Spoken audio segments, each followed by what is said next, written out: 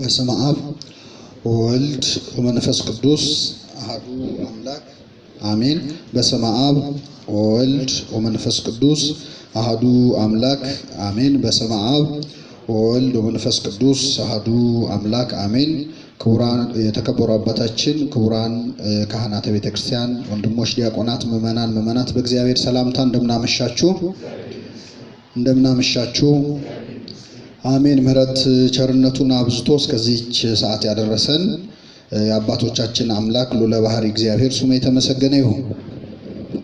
እግዚአብሔር አምላካችን በቸርነቱ እንዲያስተምረን፣ እንዲመክረን፣ ምስጢሩን ጥበቡን እንዲገልጥልን የእርሱ ቅዱስ ፈቃድ ይሁንልን። አሜን አትሉም? እንግዲህ ቀደም ሲል መርሐ ግብር መሪው እንዳስተዋወቋችሁ ከዚህ ቀደም ጀምረን የነበረው ትምህርት ነበር ሕይወት ከጋብቻ በፊት የሚለውን እስከ ሰርግ ድረስ ተምረን ነበር ያቋረጥነው። እንግዲህ እንደ እግዚአብሔር ፈቃድ ከዛሬ ጀምሮ ደግሞ በሚኖሩን ተከታታይ የትምህርት ጊዜያት ከጋብቻ በኋላ ያለውን ሕይወት በአጠቃላይ ክርስቲያናዊ ቤተሰብ የሚለውን ርዕስ እንማራለን። እግዚአብሔር አምላካችን በቸርነቱ እንዲያስተምረን እንዲመክረን ቅዱስ ፈቃድ ይሁንልን። ያቆምነውን ትምህርት ለመቀጠልም ስለፈቀደልን ስሙ የተመሰገነ ይሁን። ምክንያቱም ብዙ ተሟርቶብን ነበር አይደል? ላንኖር ሁሉ እንደምንችል እያሰብን ምናልባት እዚህ ጉባኤም ላይ የተሰነባበተ ሰው ሊኖር ይችላል። ላንገናኝ እንችላለን። አፍሪካ ሬሳ በሬሳ ነው የምትሆነው ምን ብዙ አይነት ነገር ሰምተን ነበርና እንደተወራው እንደታሰበው ሳይሆን የኮቪድ 19ን ነገር አሳልፎልናል። እንግዲህ አሁን ኮቪድ 20 ላይ ነን ደግሞ ያለ ነው። እግዚአብሔር ይህንንም ክፉ ዘመን ደግሞ በቸርነቱ ያሳልፍልን። ለመማር ይህን ርዕሰ ጉዳይ እያመነታን ነበር ከዚህ ጉባኤ አስተባባሪዎች ጋር። ለምን አሁንም በሀገራችንም በዓለማችንም ያሉ የምንሰማቸው ነገሮች ብዙ ጥሩ ነገሮች የሉምና የምንፈራቸው የምንጨነቅባቸው ብዙ ነገሮች አሉና ስለ ቤተሰብ ስለ ጋብቻ ለመማር ጊዜው ነው ወይ በሚል ትንሽ አመንትተን ነበር። ግን በቂ ምክንያት አለን እንድንቀጥል የሚያደርገን። መጽሐፍ ቅዱስ ለሁሉም ምን አለው? ጊዜ አለው። ጊዜ ለኩሉ ለሁሉም ጊዜ አለው ይላል። ለማዘንም ጊዜ አለው፣ ለደስታም ጊዜ አለው፣ ለማንኛውም ነገር ጊዜ አለው። አንድ ነገር ብቻ ነው ጊዜ የሌለው፣ እሱም ለጸሎት ነው። ለመጸለይ ጊዜ አለው አይልም መጽሐፍ ቅዱስ። በማንኛውም ሁኔታ ብንሆን መጸለይ ወደ እግዚአብሔር መጮህ አንከለከልም፣ ክፉም ደግም ጊዜ። ከዚያ ውጭ ግን በዓለማችንም በሀገራችንም የምናየው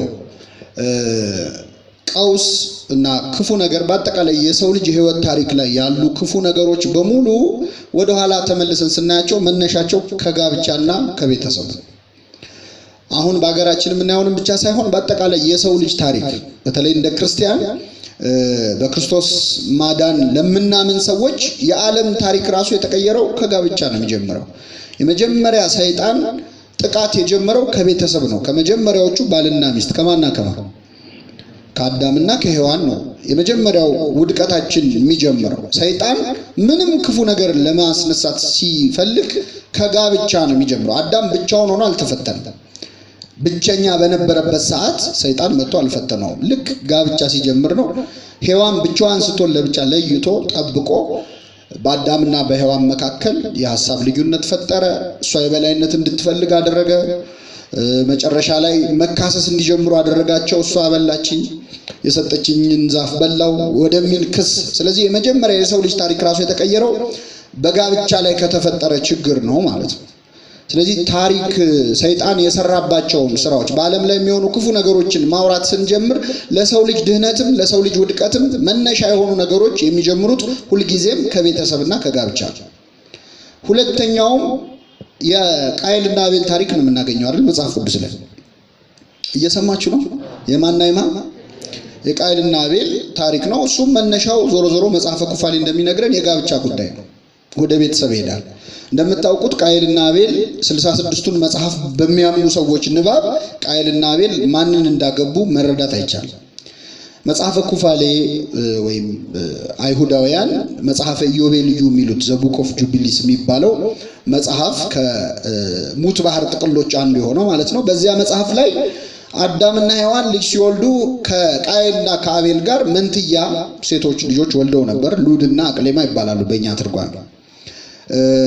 ሲወለዱ እንግዲህ በወቅቱ ከነበረው የሰው ቁጥር አንፃር ማጋባት የሚቻለው ወንድምና እህት ነበረ። ግን ቢያንስ እናራርቅ ብለው የቃየልን ለአቤል የአቤልን ለቃየል ሰጥተው ነበር።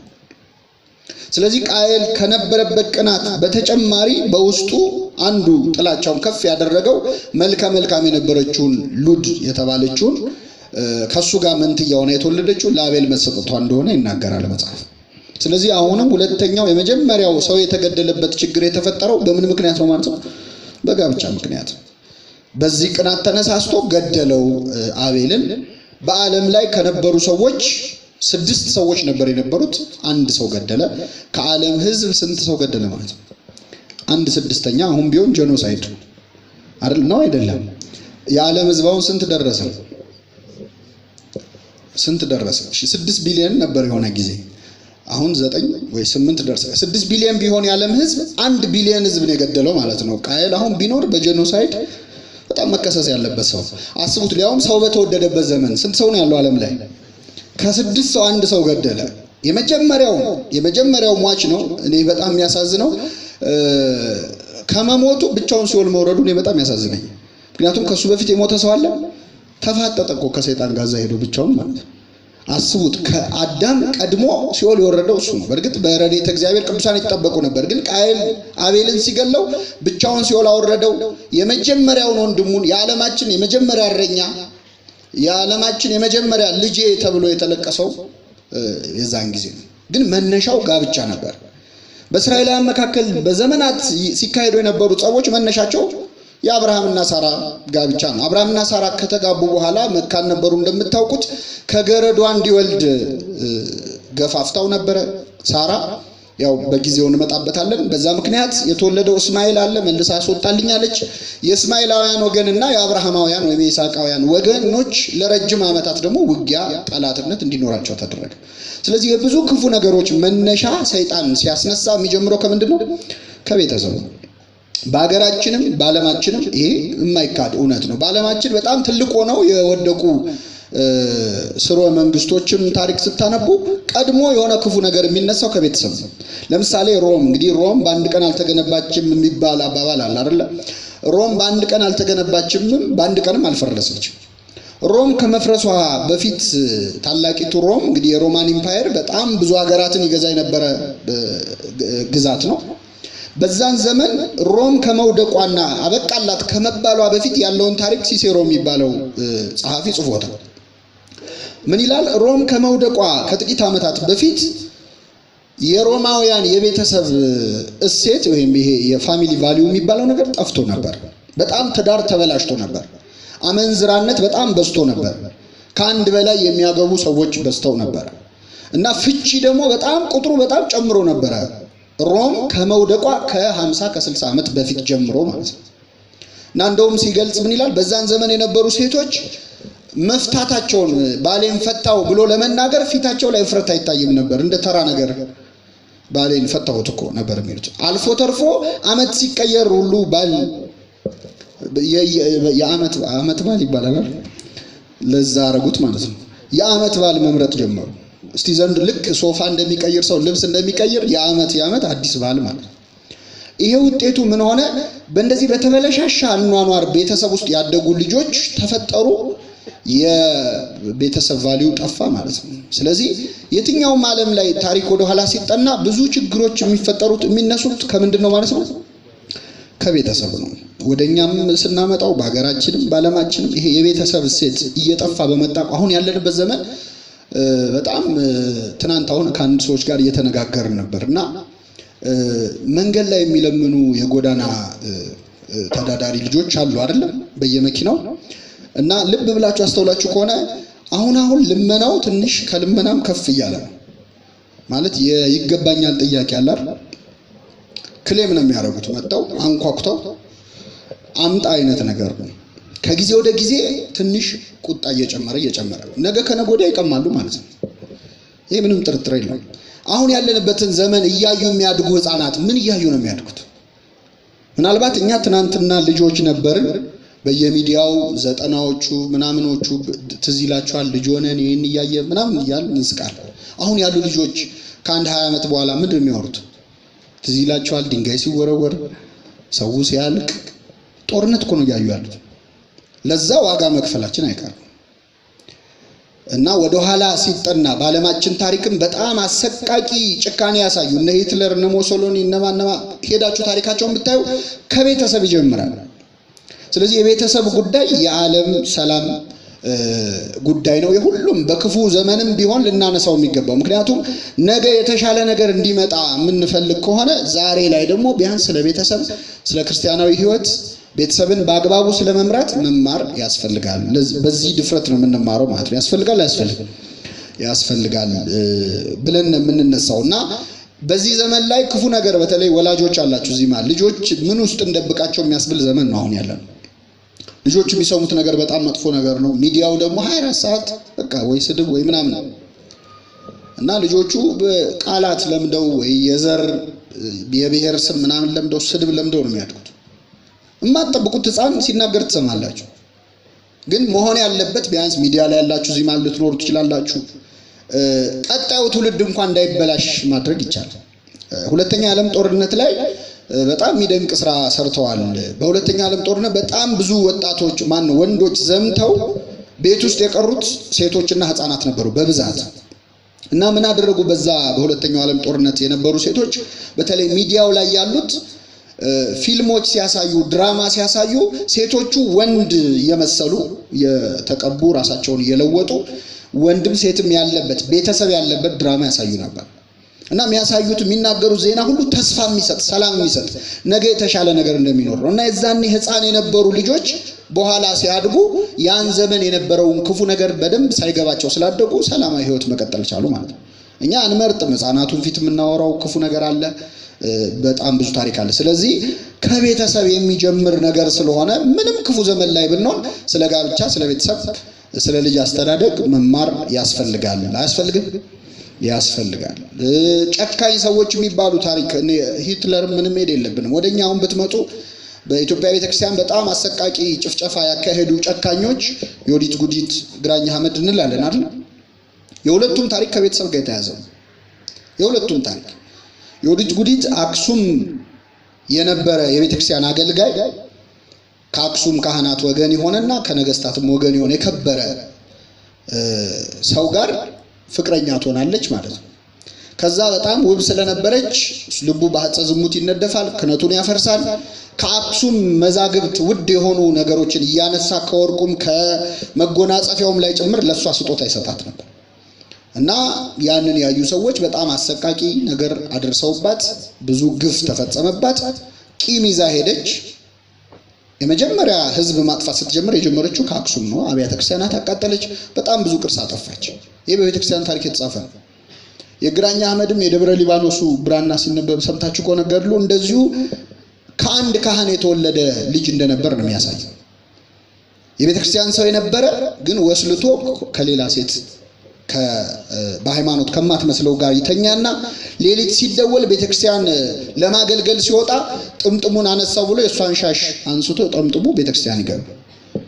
ከዛ ጉድ ብለው ደንግጠው እንደባብ ቀጥቅጠው ይገሉታል። እሷም ላይ መከራ ያደርሱባታል። በዚህ ቂም ይዛ ልጇን ቂም አስይዛ አሳደገችው ይላል። እየሰማችሁ ነው?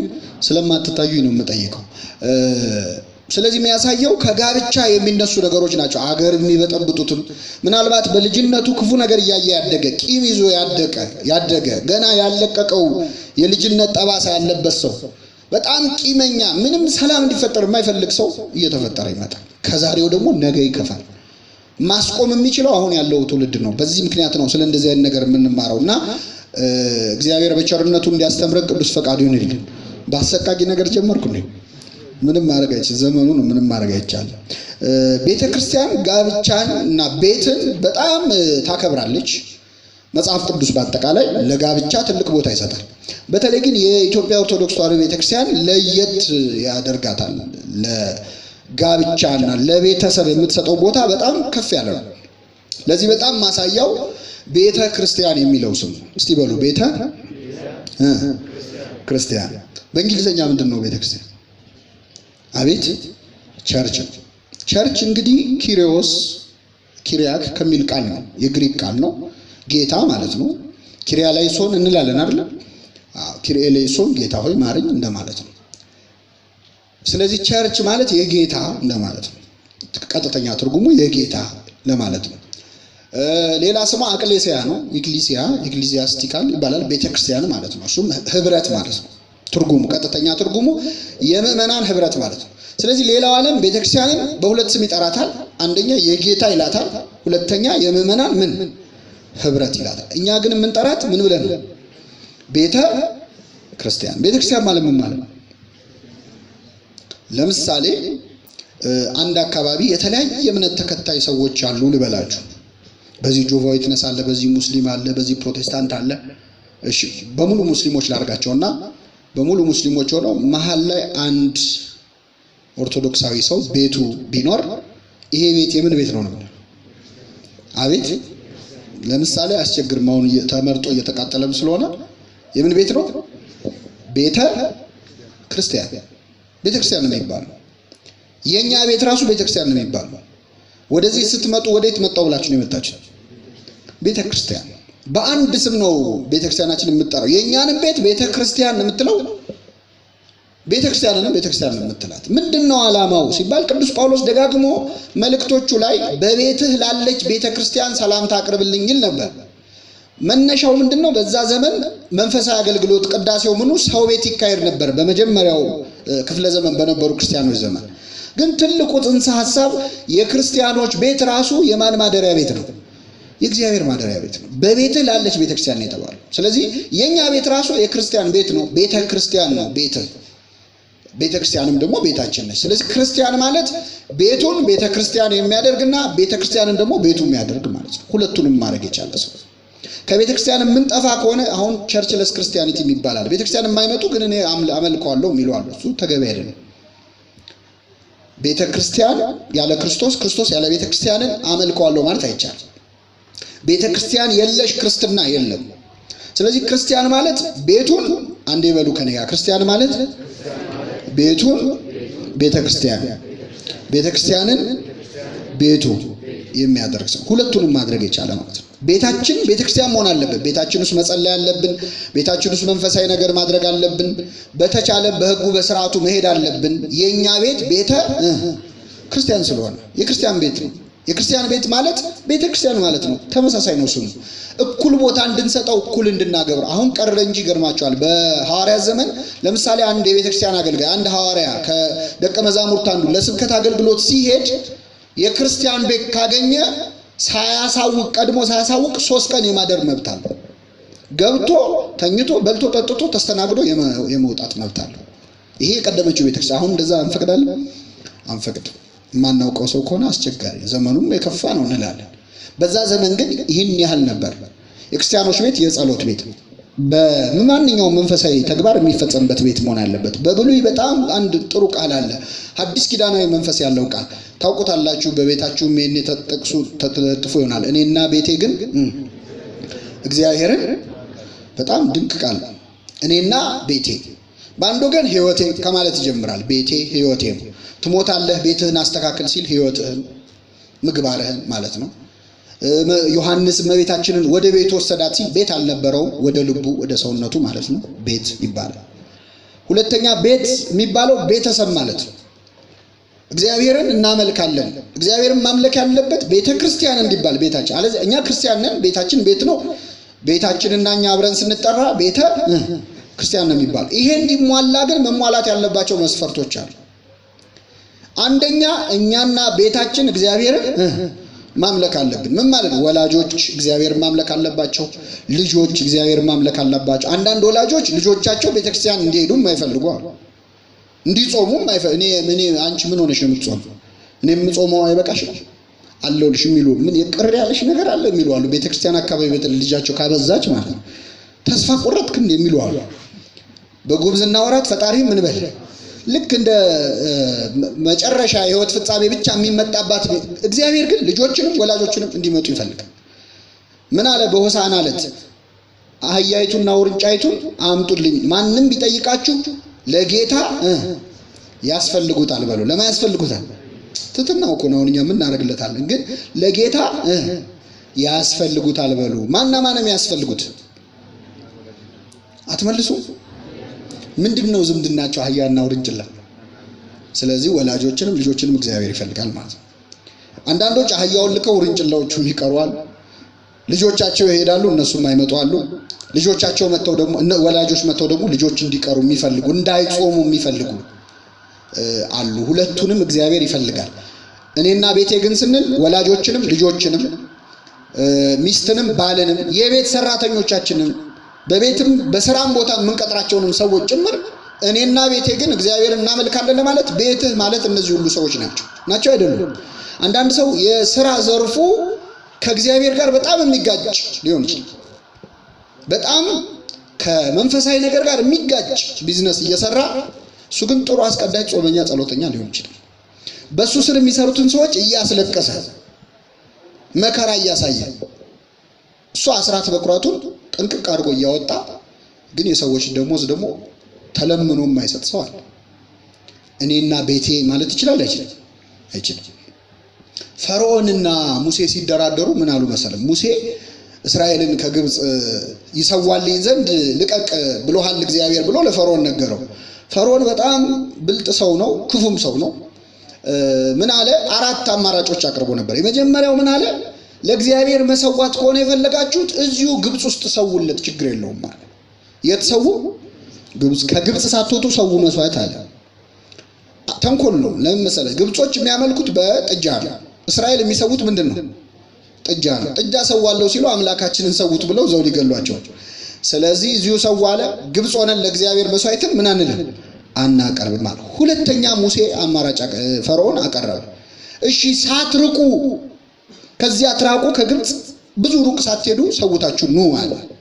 አይ ከግብጽ መራቅ አለብን፣ ከግብጽ ቅርብ ሆኖ አይቻልም። ለመሰዋት እየሄዳችሁ ተመለሱ፣ አይሆንም ማለት። ሶስተኛ ሚስቶቻችሁና ልጆቻችሁን ተዋቸውና እናንተ ሂዱና ሰው አለ። አይሆንም ማለት። የመጨረሻ ሙከራ ፈርዖን ምን አለ? እሺ ከብቶቻችሁና የቤት እንስሳዎቻችሁ እዚህ ይቅሩ፣ ንብረቶቻችሁ ይቅሩና ሂዱና ሰውታችሁ ስትመጡ ተወስዳላችሁ። አንዲት ሰኮና እንኳን አትቀርም ማለት። ምን አትቀርም? እንኳን ከብቶቻችን በቁሙ ሰኮናቸው አይቀርም እዚህ ያለ። ፈርዖን የዲያብሎስ ምሳሌ ነው። ግብጽ የዓለም የኃጢአት ምሳሌ ነች። ሙሴ የኛ ምሳሌ ነው፣ የክርስቲያኖች። ሰይጣን 4 ምርጫ ያቀርብልናል። የመጀመሪያው ኃጢአቱን ሳትተው ዓለማዊ ስራህን ክፉ ስራህን ሳትተው ብታገለግልስ ምን ችግር አለ ሊል ይችላል። ለምሳሌ ጠንቋይ ቤትም እየሄድክ ደግሞ ቤተክርስቲያንም ብትሄድ፣ አንዳንዶች ደግሞ ጠንቋዮች ሆነው ዝክር የሚዘክሩ አሉ። ሰው ሲያምታቱ እኮ ነው፣ ግራ ይገባል። አንድ ናቸው እንደ ነገር እንዲል ማለት ነው። ተንኮል እኮ ነው ሰይጣን። የገብርኤልን ድግስ ድል አድርገው ደግሰው ማለት ነው። ለመቅሰፍት ነው፣ እንደማይጠቅማቸው ያውቃል። ግን ሰዎች እንዴ ጠንቋይ ቤትም እኮ ጸበል አለ፣ እንዲ ዝክር ይዘክራሉ፣ ሲምል እኮ በገብርኤል የሚምለው ብለው እንዲ ይምታታባቸው ማለት ነው። እውነትም የሚመስለው ሰውና ለዚህ ብሎ እኮ ከሃይማኖት የወጣ ሰው አለ በጣም ብዙ። አንድ እኮ ነው ኦርቶዶክስ ጣዖት አምልኮ ነው ብሎ እግዚአብሔር በቸርነቱ ይመልሳቸው። ስለዚህ ኃጢአቱን ሳትተው ማለት ጣዖት አምልኮን ሳትተው፣ ክፉን ነገር ሳትተው፣ ሰኞ እየዘፈንክ እሑድ መዝሙር እንድዘምር ምን ችግር አለ? ሁለቱም እንድትል ማለት ነው። ይሄ መጀመሪያ ከግብጽ ሳትወጡ ማለት። ሁለተኛው ሳትርቁ ማለት ኃጢአቱንም ሳትተው ጽድቁንም እዛው መለስ ቀለስ እያልክ ማለት ነው። ሶስተኛው ሚስቶች ልጆች ማለት በስርህ በቤት ያሉትን ሰዎች ወደ እግዚአብሔር ሳታቀርብ አንተ ብቻ ቅረብ ነው። የመጨረሻው ንብረት ማለት ቢዝነስ፣ አሁን ቅድም ማንሳት የፈለኩት በስራችን ያሉ ሰዎች የምንሰራባቸው መጠጥ ቤት ከፍቶ ሴተኛ ዳሪዎች ቀጥሮ የነሱን ገንዘብ እየበላ ቢጸልይ ቢጾም መጾሙ መጥፎ አይደለም፣ ግን እየሰራ ያለው ነገር ያስቀጣው። እኔና ቤቴ ግን ማንን እናመልካለን? ቤተሰብ ሁሉ እግዚአብሔርን ማምለክ በዙሪያ ያሉት ሁሉ ማምለክ አለባቸው። ቤት ደግሞ ሲባል መቼስ ሁሉም ክፍልም ደግሞ እግዚአብሔርን ማምለክ አለበት የለበትም? ቤት ውስጥ ብዙ ክፍሎች አሉ። የጸሎት ቤት ያስፈልጋል አያስፈልግም? ያስፈልጋል። ጸሎት ቤት ያለው ሰው እኔና ቤቴ ግን እግዚአብሔርን እናመልካለን ማለት አለበት። ማድ ቤት አለ አይደል? ምግብ የሚበስልበት የማይጾም ሰው በጾም የፍስክ ነገር የሚሰራ ሰው እኔና ቤቴ ማለት ይችላል? ቤቴ ግን ከማድ ቤቱ በስተቀር ነው የሚሆነው። መኝታ ቤቱ በዝሙት የሚኖር ሰው ከሆነ መኝታ ቤቱ እግዚአብሔርን አያመልክም። የቀረው ሳሎኑ ምኑ ነው ማለት ነው። እግዚአብሔር በሁሉ ነገራችን እንድናመልከው በቸርነቱ ይርዳል። እንግዲህ ከሆነ ይሄን ያህል የቤት ነገር የቤተሰብ ነገር ቤተክርስቲያን ይሄን ያህል ቦታ የምትሰጠው ከሆነ ዛሬ በሰፊው እንደ መግቢያ ስለሆነ የምንማረው 3 ነገሮችን እናነሳለን። እንግዲህ ቤተክርስቲያን ከክርስቶስ መምጣት በኋላ ሐዋርያት በተሰጣቸው አደራ አስተምረው ወንጌሉን ሰርተው ሾመው በእነሱ ቦታ ተክተው አርድእትን አልፈዋል በሰማዕትነት። ከዚያ በኋላ የነበረችው ቤተክርስቲያን ለረጅም ዓመታት 300 ዓመት ያሳለፈችው በመከራ በስቃይ የሰማይ ዘመነ ሰማዕታት የሚባለው ማለት ነው። የሮም ጨካኝ ቄሳሮች የተነሱበት ልክ በግብጽ 10 መቅሰፍት ፈርዖን ላይ እንደወረደ ሰይጣን የፈርዖን ላይ የወረደውን መቅሰፍት የተበቀለው በቤተክርስቲያን ላይ ነው ይባላል። 10 ቄሳሮች ነግሰው ተራ በተራ ክርስቲያኖችን አሰቃይተዋል። በጣም አሰቃቂ ነገር ደርሷል። ክርስቲያኖች በቁማቸው ይሰቅሏቸው ነበረ።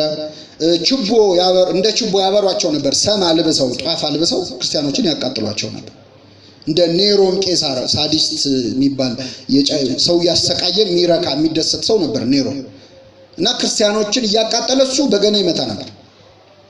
እንደዚህ አይነት ጭካኔ ክርስቲያኖች ላይ በጣም ደረሰ። በጣም ብዙ ሰማዕታት ተቆጥሮ የማያልቁ ሰማዕታት ሆነው አለፉ። በረከታቸው ይደረብን።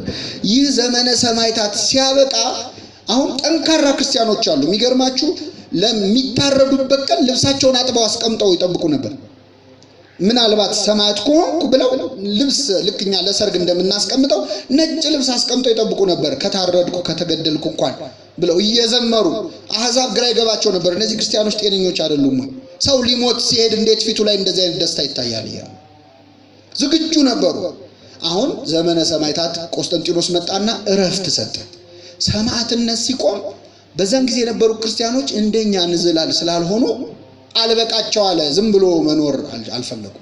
ፍቅራቸውን በሰማዕትነት እስከመግለጽ ዝግጁ ስለነበሩ አልበቃ ሲላቸው የሰማዕትነት ምትክ የሆነ ሌላ ህይወት ተጀመረ። እሱም ምንኩስና ነው። ዓለምን ጥሎ ምን ማድረግ መመነን። ፍጹም ልትሆን ብትወድ ያለህን ሽጠህ ለድሆች ስጥና ምን በለኝ ተከተለኝ። ስለዚህ በጣም ብዙ ሰዎች ከሰማዕትነት ዘመን በኋላ ሁለተኛው ዘመነ ምንኩስና ነው የመጣው። የምንኩስናን ህይወት በጣም ብዙ ሰዎች ወደው ፈቅደው የነገስታት ልጆች ሳይቀር ትልልቅ ስልጣን ላይ ያሉ ሳይቀር ሀብት ንብረታቸውን እየተዉ ይመነኩሱ ነበር። ከዛ ደግሞ የጋብቻ ህይወት ደግሞ ሌላው ርዕሰ ጉዳይ የሆነ እየሰፋ እየበዛ መጣ። በጋብቻም እግዚአብሔር ማምለክ። አሁን በቤተክርስቲያን ስትመለከቱ ብዙ መጻሕፍት ያሉን ምንኩስና ላይ አለ። በኦርቶዶክስ ቤተክርስቲያን በጣም ብዙ መጻሕፍት አሉ። መጽሐፈ መነኮሳት የሚባል አለ። በሶስቱ መጽሐፍ ፊልክስዩስ አረጋዊ መንፈሳዊ ማሪሳት ደግሞ ዜና አበው የሚባል መጽሐፍ አለ። ገነታ አበው የሚባል አለ። ዘ ፓራዳይዝ ኦፍ ፋዘርስ የሚባል በጣም 5 ምናምን ቮሊዩም ያለው በጣም ትልቅ ነው። የብዙ ቅዱሳን ህይወት ታሪክ የተጻፈበት ነው። ብዙ የመነኮሳት ታሪክ አለ።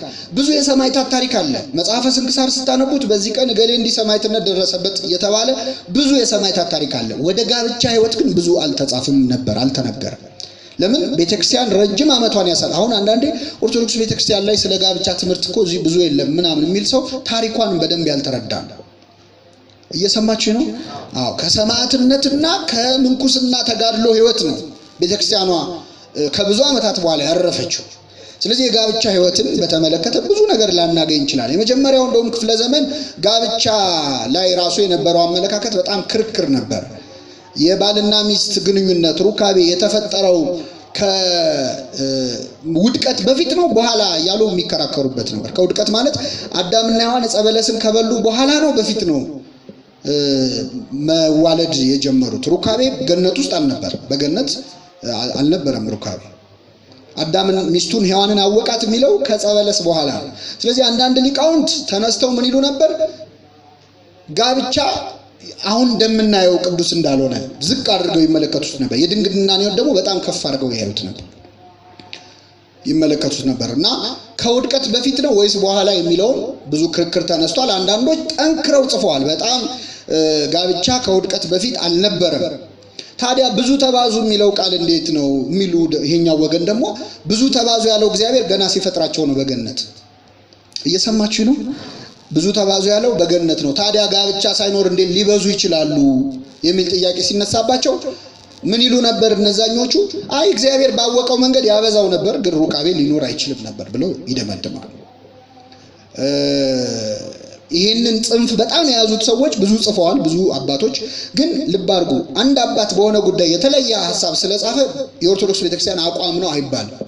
እኛ የምንቀበለው የአንድን ቅዱስ አባት ሳይሆን የሁሉንም ቅዱሳን አባቶች ስምምነት ነው። አንድ አባት በሕይወት ዘመኑ ሁሉንም ነገር ሊያውቅ አይችልም። ብዙ ተገልጦለት ራእይ አይቶ ብዙ ነገር አራቆ ሊጽፍ ይችላል። ግን አንድ ሁለት ነገር ሊገድፍ ይችላል። ሰው እንደመሆኑ ፍጡር እንደመሆኑ ሊሳሳት ይችላል። አይችልም።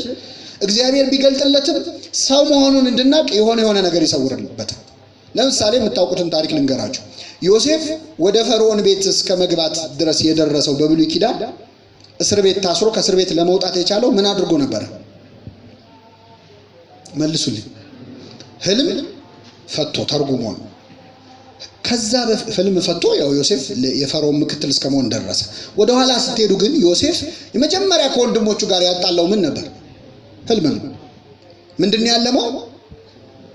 እናንተ ነዶች ለኔ ምን ሲሉ አየው? ሲሰግዱ አየው። በዚህ ተበሳጭተው ሳይጨርሱ ደግሞ 11 ከዋክብት መተው ለኔ ሲሰግዱልኝ አየው ይል ነበር። የራሱን ህልም ግን አልፈታም። ዮሴፍ ትርጉሙን አልፈታው ማቀው።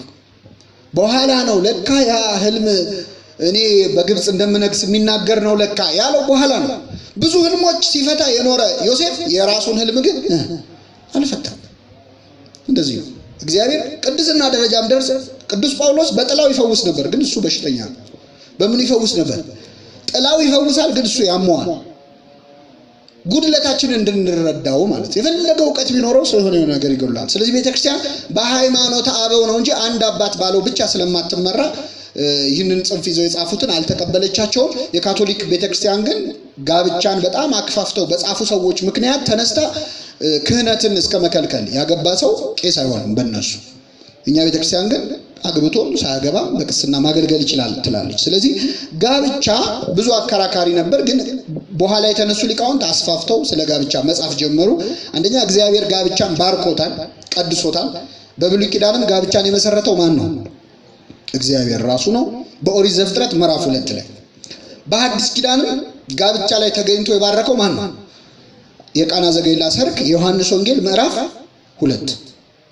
ኦሪት ዘፍጥረት ምዕራፍ 2 የዮሐንስ ወንጌል ምዕራፍ 2። ሁለቱ የብሉይ ኪዳንና የሐዲስ ኪዳን ዘፍጥረት ይባላል። ሲጀምሩም ሁለቱም በመጀመሪያ ብለው ነው የሚጀምሩት። ኦሪት ዘፍጥረት በመጀመሪያ እግዚአብሔር ሰማይና ምድርን ፈጠረ። የዮሐንስ ወንጌል በመጀመሪያ ቃል ነበረ። ግን ይለያያል። የቱ ይቀድማል? የኋለኛው መጀመሪያ ይቀድማል። ይሄኛው መጀመሪያ የሌለው መጀመሪያ ነው ይባላል። ያኛው ግን የዓለምን እድሜ ነው የሚያሳየው። ይሄኛው ዘፍጥረት ዘርዝሮ በሰኞ እንዲህ ተፈጠረ፣ ማክሰኞ እንዲህ ተፈጠረ ብሎ ስነ ፍጥረት ዘርዝሮ ይናገራል። የዮሐንስ ወንጌል ግን ዘርዝሮ አይናገርም። ሁሉ በእርሱ ሆነ፣ ከሆነውም አንዳችስ እንኳ ያለ እርሱ አልሆነም ብሎ በአንድ አረፍተ ነገር ዘግቶታል። ምዕራፍ 2 ላይ አዳምና ሔዋን እዛ እንደተጋቡ እዚህ ደግሞ በቃና ዘገሊላ ክርስቶስ ተገኝቶ ጋብቻን ባርኳል። ስለዚህ ጋብቻ ቅዱስ ነው ብላ ቤተክርስቲያን በደንብ ማስተማር ጀመረች። ቅዱስ ጳውሎስም ጻፈ ብዙ ስለ ጋብቻ። ቅዱስ ጳውሎስ ድንግል ነው፣ በምንኩስና ነው የኖረው፣ ግን ስለ ጋብቻ አስፍቶ አምልቶ። እንግዲህ ቅዱስ ጳውሎስ ልሳነ ክርስቶስ ይባላል፣ የክርስቶስ አንደበት ይባላል። ለምን? ጳውሎስ የሚናገረውን ቃል በመንፈስ ተቃኝቶ ስለሚናገረው አብዛኛው ንግግሩ የማን ነው? የክርስቶስ ነው። ለዚህ ነው ጳውሎስ አንዳንዴ መሃል ላይ የራሱን ሐሳብ መናገር ሲፈልግ ይህንን ግን እኔ ላለው እንጂ ጌታ አይደለም ይላል።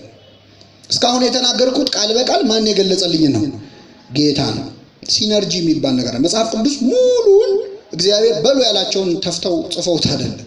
መሃል ላይ የራሳቸው ጥያቄ አለበት፣ የራሳቸው ሐሳብ አለበት፣ የነሱ ሙግት አለበት፣ ይመስለኛል የሚል አለበት።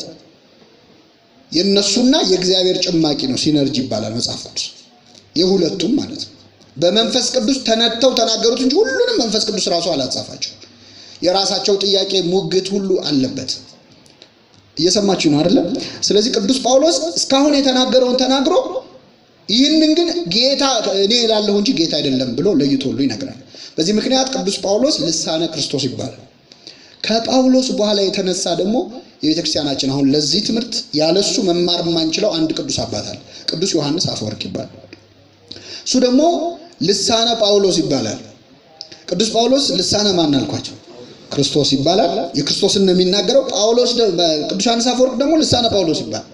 ለምን? የቅዱስ ጳውሎስን ትምህርቶች በጣም እንደሱ የተረዳ ሰው እንደሱ ያብራራ የተረጎመ የለም። እና ቤተክርስቲያን የቅዱስ ዮሐንስ አፈወርቅን ትርጓሜ ቃል በቃል ነው። እኛ ዝም ብለን በመሰለኝ አንተረጉምም። በነገራችን የኦርቶዶክስ ቤተክርስቲያን አንድ አባት ጋር ሄዳችሁ አንድ መምህር ጋር ሄዳችሁ ይሄ ጥቅስ እስቲ እንዴት ነው ምን ለማለት ፈልጎ ነው ብትሉት ቆይ ትርጓሜውን ልመልከት ነው የሚሏቸው። ምክንያቱም ተነስቶ አንዳንዶች አሁን ትንሽ አሰብ ያደርጉና ቆይ ላስብበት ይላል። መጽሐፍ ቅዱስ ሐሳብ አስተያየት መስጫ ሳጥን አይደለም። አባቶች ተርጉሞ አብራርተውታል። እነሱ ደግሞ ሌሎች አባቶች የነገሯቸው እና ቅዱስ ዮሐንስ አፈወርቅ በሙሉ ስልጣን ኤፌሶንን፣ ቆሮንቶስ መልእክትን አብራርቶ የጋብቻን ትምህርት በደንብ አስፍቶ አምልቶ አስተምሯል። ያንን የቅዱስ ዮሐንስ አፈወርቅ ትርጉም ያለምንም ጥርጣሬ በክብር ትቀበለዋለች ቤተክርስቲያን። አሁን የምንማረው ከዚህም በኋላ የምንማራቸው ትምህርቶች ውስጥ የቅዱስ ዮሐንስ አፈወርቅ ትርጓሜ በጣም ወሳኝ ነው። አንድ ራእይ ተመልክቶ ነበር። የቅዱስ ዮሐንስ አፈወርቅ ረድ የነበረ ተማሪው የነበረ ቅዱስ ዮሐንስ አፈወርቅ በዓት ውስጥ ሆኖ ሲጽፍ አንድ እንግዳ መጣ። ምን ፈልገ ነው አለው። ቅዱስ ዮሐንስን ማናገር ፈልጌ ነው አለው። ቆይ ያለውና ሲገባ ከሰው ጋር እየተነጋገረ ነው። ቅዱስ ዮሐንስ አፈወርቅ አጠገቡ የሆነ ሰው ቁጭ ብሏል። ይሄን ሰውዬ ቆይ ጠብቃለሁ። አንድ ሁለት ሶስት ሰዓት ከቆየ በኋላ ተመልሶ ሲያይ አሁንም ቅዱስ ዮሐንስ አፈወርቅ ከዛ ሰውዬ ጋር በጆሮ የሆነ ነገር እየነገረው ነው ሰውዬው። መጨረሻ ላይ በቃ ዛሬ የሚጨርሱ አልመሰለኝም ሌላ ቀን ተመለስ ብሎ አሰናበተው። ዮሐንስ አፈወርቅ ተማሪ ማለት ነው። ከሄደ በኋላ ቅዱስ ዮሐንስ አፈወርቅ ጋር ሲመለስ ያ ሰውዬ ወጥቷል። ከዛ አባታችን ሰው ፈልጎ እኮ ከሰውየው ጋር ስለነበርክ ላገናኛቸው አልቻልኩም ሲለው፣ አረ ማንም ሰው አልነበረም ቤት ውስጥ አለ። አረ ከጎን ቁጭ ብሎ በጆሮ የሆነ ነገር ሲነግረኝ ነበር። ማንም አልነበረም። እስቲ ምን አይነት ሰው ነው አለው። አጠር ያለ ነው፣ ራሱ ራሰ በራ ነው፣ ፂማም ነው አለው። ቅዱስ ጳውሎስ ነው አለ። ዮሐንስ አፈወርቅ ራሱ ምን አይለው አያየው፣ ግን መንፈስ ቅዱስ ልኮት በጆሮ ይነግረው ነበር። ኤፌሶን መልእክትን ስለ ጋብቻ የጻፈውን የቆሮንቶስ መልእክትን ሲተረጉም አብሮት ሆኖ ይነግረው። ቅዱሳን እንደዚህ ናቸው። ማን ናቸው? አባ አንጦንስ ስለ ዘሌዋውያን እያስተማረ ጥያቄ ጠይቁት፣ እዚህ ጋር ምን ማለት ነው አሉት። ግራ ገባው። ከዛ ቆይ ጠብቁኛልና ወደ በረሃ ሄዶ ቆየ እና አባ አሞኒዮስ የሚባል ከሩቅ ቀስ ብሎ ተከተለው። ሲከተለው ከሆነ ሰውዬ ጋር ተነጋግሮ መጣና እንዲህ ማለት ነው ብሎ ነገራቸው። አሞኒዮስ አስጨንቆ ሲነግረው ሙሴን ጠርቼው ነው አለ። ምን ማለት ፈልገህ ነው እዚህ ጋር ያለው? በረከታቸውን ያሳደረብን። በጣም ይገርማሉ። ሌላው አባት ደግሞ ሲጸልይ ሰቆቃው ኤርምያስን እያነበበ እንባ ጠባለ መጽሐፉ ላይ። ኤርምያስ እያለቀሰ ነው አብሮት።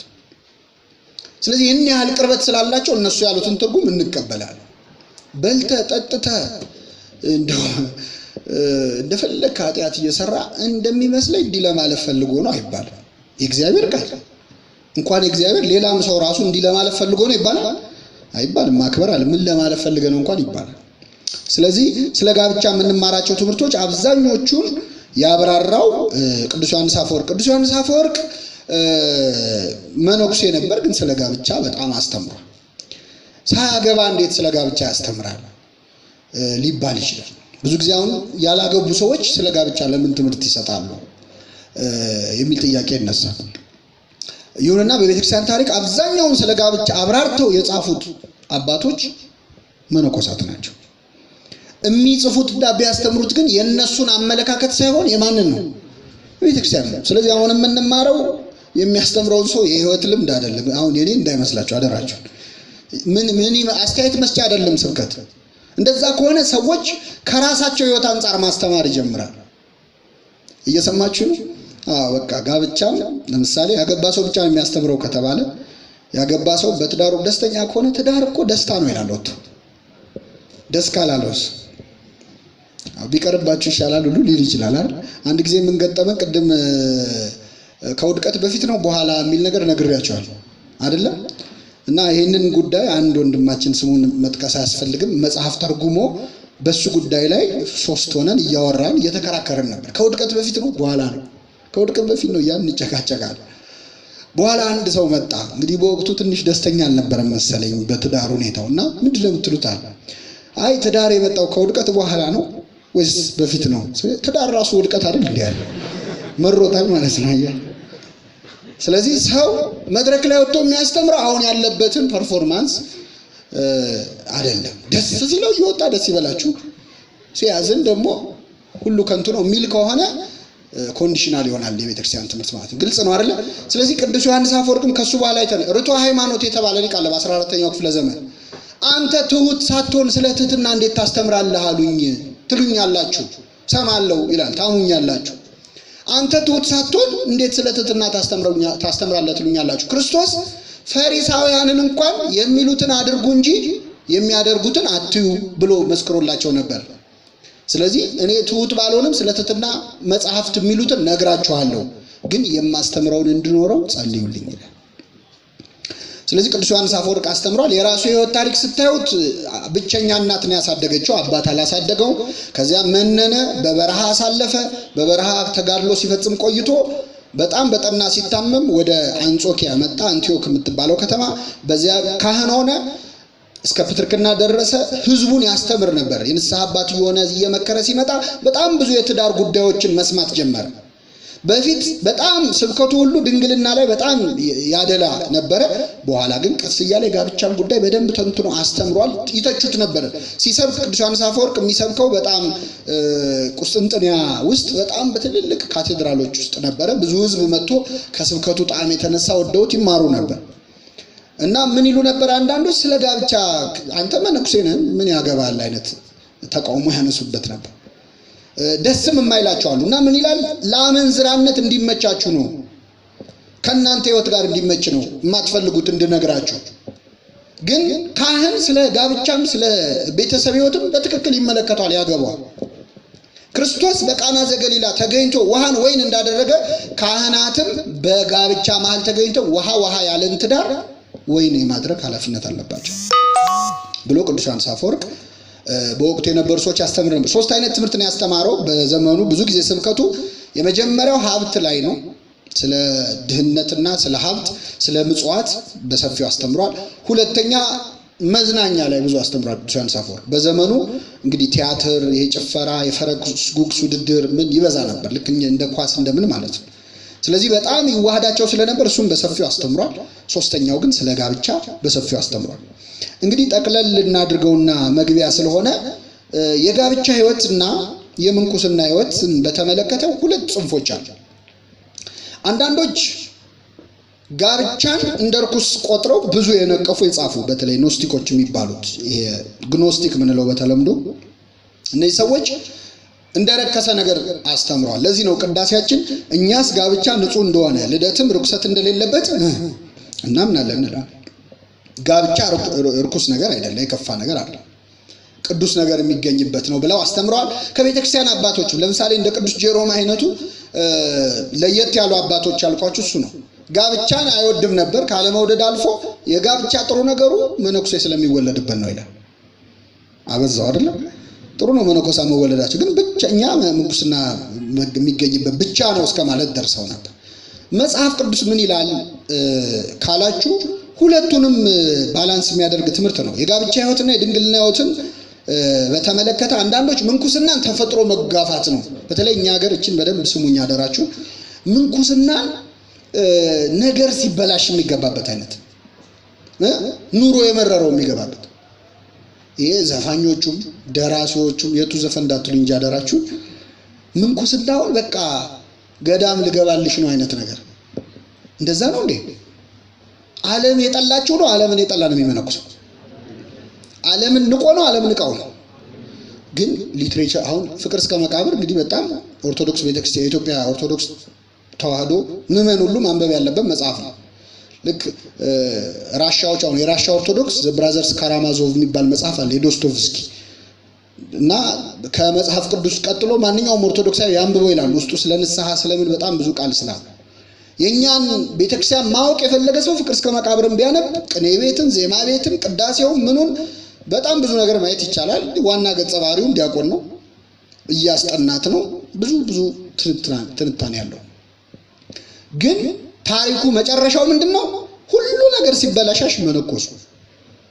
እየሰማችሁ ነው? አላነበባችሁትም እንዴ? አንብባችሁታል። እንዳላነበባ አትምሳሉ። ወይ በተረካ ሰምታችሁታል። እና ምንኩስናን ዓለም ሲበላሽ ሬባሰ ደግሞ አለ። እንዳታነቡት አደራችሁን። ዝም ብዬ ርዕሱን ልናገር። አንድ ሰው ፍቅር በሲኦል ውስጥ የሚል የፍቅር እስከ መቃብር ተከታይ ጻፈ። ፍቅር በምን ውስጥ በገነት ቢል ምን አለ እስቲ?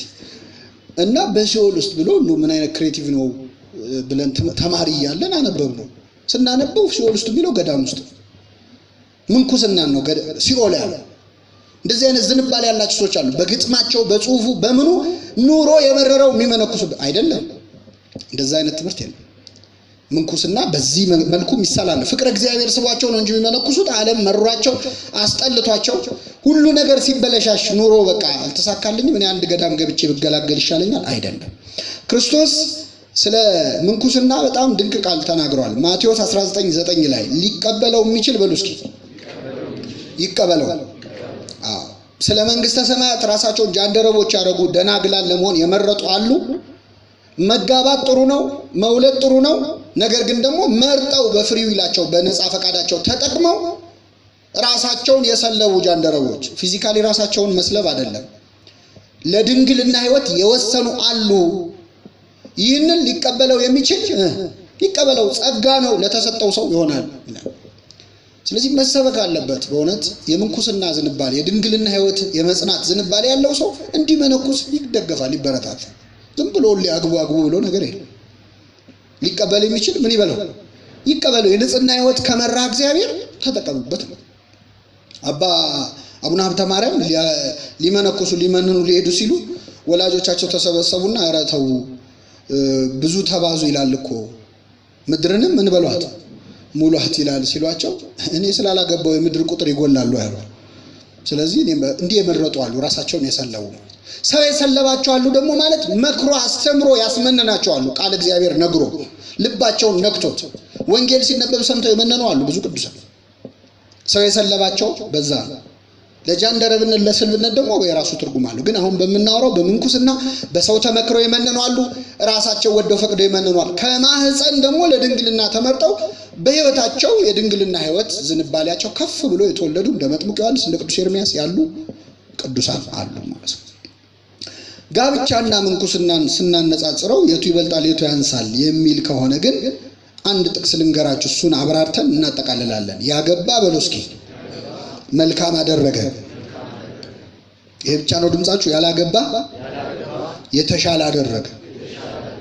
ያገባ ምን አደረገ? ያላገባስ ያው ነው። አሁን አንዳንድ ሰው ያገባ መጥፎ ያላገባ እንዲባል ነው። ሁሉም ነገር ሁለት ስለሆነ ጥቁርና ነጭ መሆን የለበትም። ያገባ ምን አደረገ? መልካም አደረገ። ያላገባስ ከየቱ የተሻለ? ከመልካም አይሻልም? ይሻላል። ስለዚህ ቤተክርስቲያን ሁለቱንም በጥሩ አይን ነው የምታያቸው።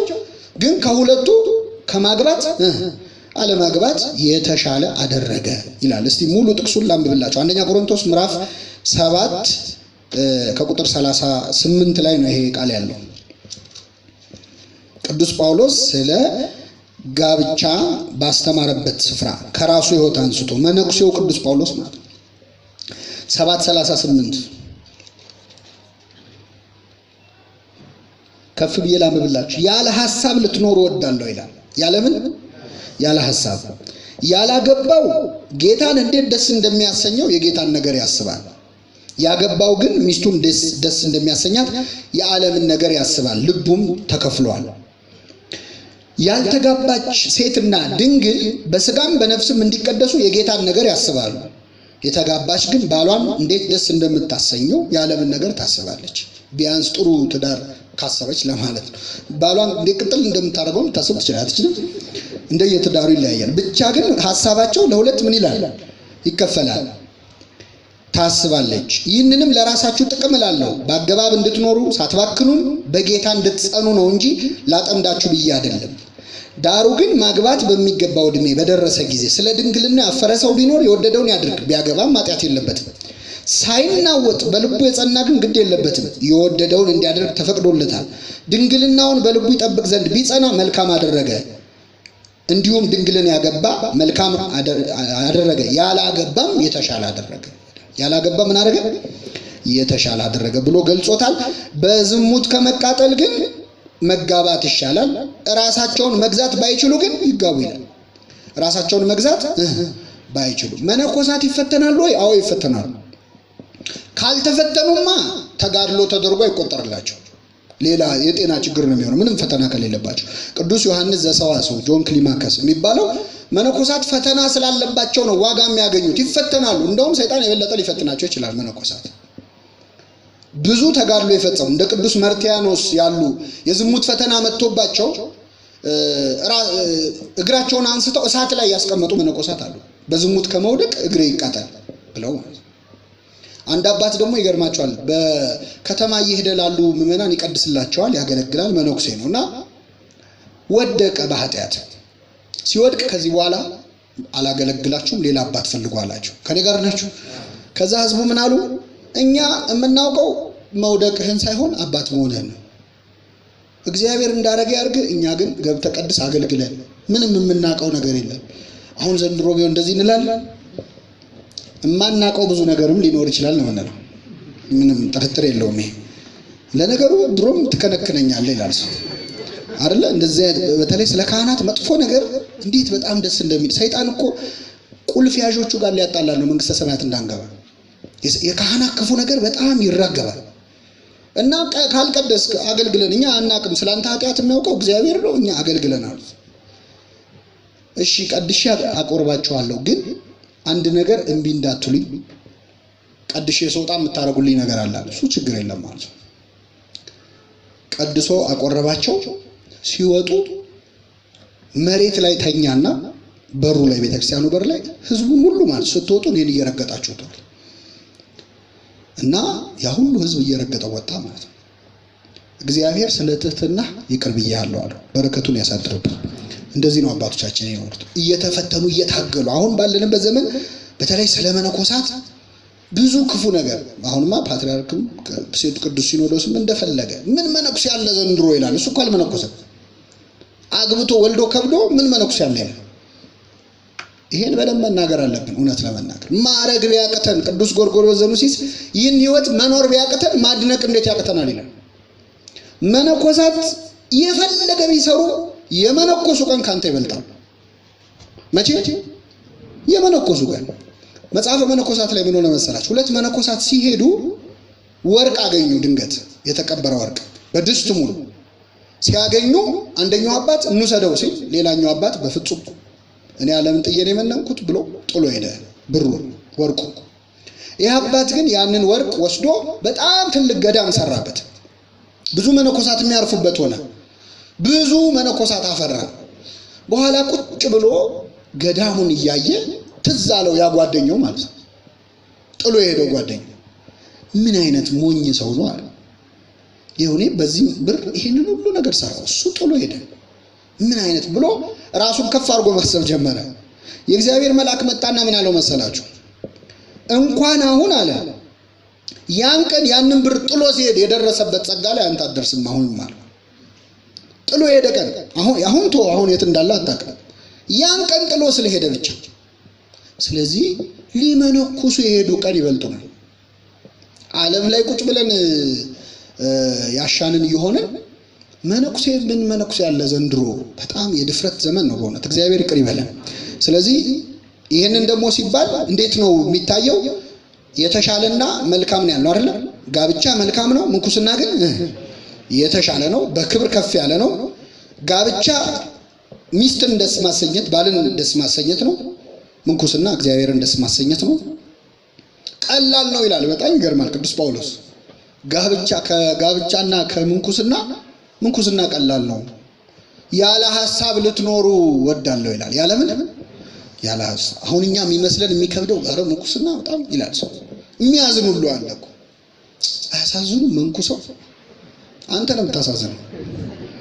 እኛ እዚህ ሰይጣን እያንቀረቀበን የሚያዝናል። ሲያሳዝኑ እዛ ቁጭ ብለው ሰማይ ተከፍቶ እየታያቸው የሚበሉትን የሚተኙበትን እነሱ መች እዚህ ያሉ? ነፍሳቸው እኮ ሌላ ዓለም ነው ያለችው።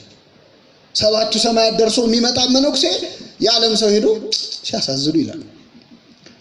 ያለ ሐሳብ ልትኖረው አለ። ጋብቻ ብዙ ሐሳብ አለው። ምንኩስና ፈተና አለው፣ ግን የጋብቻ ነው ያህል ረብሻ የለውም። እንዳትባክኑ ይላል። እነሱ አይባክኑ። የመነኮሳት ስኬጁላቸው የታወቀ ነው። መጾም፣ መስራት፣ መጾም፣ መጸለይ፣ መስራት ነው። ወደ ጋብቻ ዓለም ስትመጣ ግን አንተ ራስ ፕሮግራምን ማውጣትም ላችል ትችላለህ። በተለይ ከወለድክ ልጆች ነው ፕሮግራምን የሚያወጡት። የምትበላ ሳትወልድ ብላ ይባላል አይደል? ሳትወልድ አንብብ ይመጣል። ደግሞ ጋብቻ እንዳትዋደራችሁ፣ ጋብቻ እንማራለን፣ ግን ምንኩስና በደንብ ማክበር ስላለብን ነው።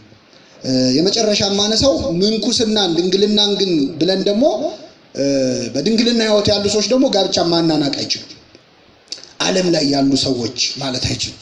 እንደዛ ሲሉ ደግሞ እግዚአብሔር እያመጣ የተሻለ ሰው ያሳያቸዋል። ከገዳ አንድ አባት ቁጭ ብሎ በምንኩስና በተጋድሎ የቆየ አባት ነው። ቁጭ ብሎ ምን ያስባል መሰላችሁ? አሁን እኔ በሰማይ እግዚአብሔር ክብር ሲሰጠኝ ከእንጦንስ ጋር ነው ከመቃርስ ነው ይላል። ከተክለ ከማን ጋር ነው ይላል። ቅዱሳን እየጠራ ወሰደውና ሁለት ሴቶች አሳየው። ከተማ የሚኖሩ ናቸው። ደክመው ሰርተው ውለው ሰው ቤታቸው ካልመጣ አይበሉም። ከሰው ጋር ካልሆነ ሰው ካልመጣ ቤታቸው ለነዳያን ሰጥተው ነው የሚበሉት። ነዳያን ካጡ ለእንስሳትም ቢሆን ለውሻም ቢሆን ሳይሰጡ አይበሉም። ያንተ ማዕረግ ከነሱ ጋር ነው አለ። አንዱን አባት ደግሞ እንደዚሁ ሲጨነቅ እንደኔ አይነት እንደዚህ ሐሳብ የሚመጣበት ሰው አለ። በግልጽም የሚሉ ሰዎች አሉ። በመሰረቱ እንኳን ምንኩስና ውስጥ ዓለም ላይ ሆኖ እኔ ባልኖራውን ማንና ለቤተ ክርስቲያን ማን አላት የሚል ሰው አለ። አፍ አውጥቶ እኔ እንደማለት ሰይጣን ነው እኔ ያለው። በነገራችን ላይ እኔ የሰይጣን ጸባይ ሰይጣን 5 ጊዜ ነው ብሏል በአንድ አረፍተ ነገር። ስንቴ እኔ ይሄ የሰይጣን ጸባይ እኔ ማለት እና ይሄ አባት እንደዛ ሲል አንድ ጫማ ሰፊ ጋር ወሰደውና ይሄ ካንተ ማረግ እኩል ነው አለው። ጫማ ሰፊ ነው። ምንድነው አንተ አለው። ጫማ ሰፊ ነኝ አለ። እኮ ምንድነው መሰለህ? ጫማ ነው የምሰፋው። አይ እንደው በደንብ ንገረኛል። እግዚአብሔር ልኮኝ ምንድነው? ገቤን ሳገኝ ከአንድ ሶስተኛው አንዱን ለቤተ ክርስቲያን፣ አንድ ሶስተኛውን ደግሞ ለነዳያን ሰጥና በአንድ ሶስተኛዋን የምኖረው። እንደዚህ ብዙ ቅዱሳን አሉ። ሌላው አባት ደግሞ በብህቱና ሊኖር ብዙ ዓመት እየተጋደለ ሲኖር ሰይጣን መጣና ምን ልሰራ መጣ እዚህ አለ። እየሰማችሁ ነው? ደከማችሁ? ምን ልሰራ መጣ ሲለው አይ እግዚአብሔርን ብዬ ዓለምን ንቄ ነው የመጣሁት አለ። ደስ አለው ሰይጣን፣ ፈገግ ብሎ ሄደ። ከዛ ሁለተኛ በሌላ ሰው ተመስሎ መጥቶ አንተ እዚህ ምን ትሰራለህ አለ። አይ ዓለምን ንቄ ኃጢአትን ጥዬ ተጸይፌ እግዚአብሔርን ብዬ በፍቅሩ ተስቤ ነው የመጣሁት። በጣም እየሳቀ ሄደ ሰይጣን። ሶስተኛ አባ ጳውሊ መጣና እኔ የምልህ የሆነ ሰው መጥቶ ጥያቄ ጠይቋል አለ። አዎ እና አለ። እሱ የለመደው ኢንተርቪው መደረግ ነው አይደል? እንዴት መጣ መባል ነው አይደል? እና ምን ችግር አለው? አይ እንደዚህ ብሎ ጠየቀ። አዎ ምን ብለህ መለስክለት? እንዴ መጥቶ የጠየቀ ሰይጣን ነው፣ አስደስተን የሸኘው። እንዴት አለ? አይ ዓለምን ንቄ ስትለው ዓለም ቆሻሻ ነች፣ እኔ ምንድነኝ? ንጹህ ነኝ። ዓለም እግዚአብሔርን ብዬ ስትለው ዓለም ላይ ያሉት እግዚአብሔርን አይፈልጉም፣ እኔ እግዚአብሔርን ፈልገዋለሁ ያልክ መስሎት ትዕቢተኛ ስለሆነ ሰይጣን ጓደኛ ያገኘው ብሎ እየሳቀ ሄደ። ታዲያ ምን ልበለው አለ። ነገረው ምን ብሎ እንደሚመልስ። መጣ ሰይጣን በሶስተኛው አንተ ምን ትሰራለህ አለ። ያበደ ውሻ ከከተማ ይወጣል አይደል? እብድ ውሻ እንዳይናከስ እንደሚደረገው ዓለም ላይ ሆኜ ኃጢአቴ ከሰው ያናከሰኝ በደሌ ስለበዛ ሌሎች ሰዎችንም እንዳልበክል እዚህ መጥቼ ተጥያለሁ ሲለው እቺ መልስ የአባ ጳውሊ መልስ ነች አለ። ስለዚህ ስናጠቃልለው ድንግልና ደናግልም ስለሆኑ የሚመኩ የሚታበዩ ከሆነ ዋጋ አያገኙበትም። ሰይጣን ድንግል ነው በነገራችን ላይ ነው አይደለም? ነው እኮ መላእክት አያገቡም አይጋቡም። በተፈጥሮ መልአክ ነው አይደለም? ግን ትዕቢተኛ ነው። በንጽህና ግን የሚያክለው የለም። ጾመኛ ነው ሰይጣን በነገር በልቶ አያውቅም እስከዛሬ። መላእክት ይበላሉ፣ ግራ ይግባችሁ። ሚካኤል ገብርኤል ይበላሉ አይበሉ። ስለዚህ ጾመኛም ብትሆን ድንግልም ብትሆን ትትና ከሌለ ከሰይጣን እኩል ነው የምትሆን። ደናግል ጠባባት ይሄ እዚህ ማቴዎስ ወንጌል ላይ 10 ደናግል ላይ 5ቱ ደናግል ዘይት ይዘው ተገኙ፣ 5ቱ ደናግል ዘይት ይዘው አልተገኙም። ሰነፎች ተብለው ከበር ውጪ ተጣሉ። ግን 10ሩ ምንድን ናቸው? ደናግል ናቸው። ቅዱስ አባ ጊዮርጊስ ዘጋስጫ እግዚአብሔር ስለ ድንግልናው ስለ ንጽህናው ከሚመካ ጻድቅ ይልቅ ስለ ዝሙቱ የሚያለቅስ ኃጢአተኛን ይወዳል አለ። ስለዚህ ትሕትናን ለሁላችን ያድለን። እንግዲህ ስናጠቃልለው ጋብቻና ምንኩስና ቤተክርስቲያን በዚህ አይነት ታያቸዋለች።